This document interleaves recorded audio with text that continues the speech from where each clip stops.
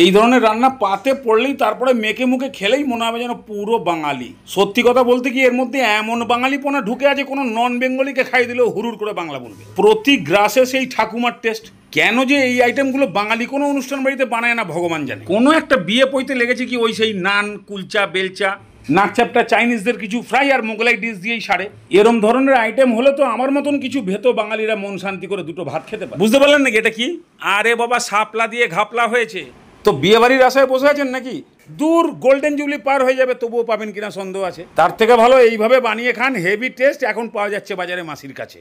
তাহলে এর ফিতে মার্কা ড্রেসটাকে টেনে খুলে দিয়ে পাইপ পাপড়ের মতন সাইজ করে কেটে ভালো করে ধুয়ে নিন। এবারে 3-4 চামচ মতো সর্ষের তেল কড়াইতে ভালো করে গরম করে নিয়ে 10-12 কোয়া রসুন একটু আগে ভেজে নিন। যেই একটু রং ধরতে শুরু করবে হাফ চামচ করে গোলমরিচ আর গোটা জিরে দিয়ে হালকা একটু নাড়িয়ে চাড়িয়ে দিয়ে দিন পেঁয়াজ। কি 2-3 দিন আগেকার মেমোরিতে এটা দেখতে পাচ্ছেন নাকি? হ্যাঁ, ওল ভাপা রেসিপির সময় বলেছিলাম এই মশলা দিয়ে দুটো রেসিপি হবে। তো যেনারা সেদিনকে দেখেননি তেনারা আজকে দেখে নিন। পেঁয়াজটা একটু লালচে হয়ে আসলে অল্প করে চিংড়ি মাছ দিয়ে দিন, সামান্য একটু নুন দিয়ে এটাকে ভালো করে ভাজতে থাকুন। ততক্ষণে এই কাজটা করে ফেলুন। বিশ্বকর্মা পুজো করতে হয় না এরকম ঘূর্ণি মেশিন আছে? তাহলে 2 চামচ সর্ষে আর সামান্য একটু নুন দিয়ে ভালো করে এটাকে ফাটিয়ে রেখে দিন। এবার চলে আসুন কড়াইতে। চিংড়ি মাছ গোল গোল হয়েছে, তার মানে ভাজা রেডি। এবার নামিয়ে ঠান্ডা করে যে গর্তের মধ্যে সর্ষে বাটা রাখা আছে তার মধ্যে দিয়ে এবার এর মধ্যে একদম স্লিম ফিগারের 3-4টে কাঁচা লঙ্কা আর সামান্য একটু জল দিয়ে ভালো করে পিষিয়ে পেস্ট বানিয়ে দিন। ঠিক এইরকম।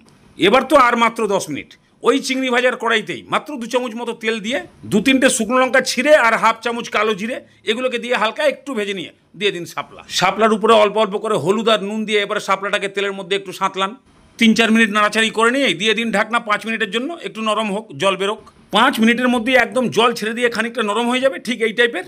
ভাত পাতে যদি ঝাল একটু বেশি খান তবে 3-4টে কাঁচা লঙ্কা দিয়ে দিন। এবার সেই চিংড়ি সর্ষে পেস্ট, একদম অল্প করে মিক্সি ধোয়া জল।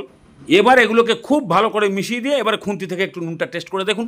কম লাগলে সেই পরিমাণ নুন দিয়ে ভালো করে নাড়িয়ে চাড়িয়ে এবার ঢাকনা। এবার কাজ হচ্ছে খালি জলটাকে শুকিয়ে দিয়ে এটাকে সেদ্ধ করা। 5-7 মিনিট এইভাবে রেখে দিলেই জলটা মোটামুটি শুকিয়ে গিয়ে এবার তেলটা ছেড়ে দেবে।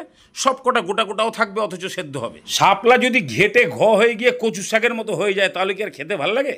বাস নামিয়ে দিয়ে আবার ভাতের সঙ্গে বসে যায়। এবার মেখে মুখে খালি এক গাল মুখে ভরে দেখুন, যেমন একটা সর্ষে ঝাঁঝ আর তার সঙ্গে চিংড়ি মাছের ফ্লেভার, মানে যাকে বলে অসম্ভব সুন্দর, মারাত্মক, বিকট টেস্ট লাগবে। খালি বানিয়ে দেখুন একবার।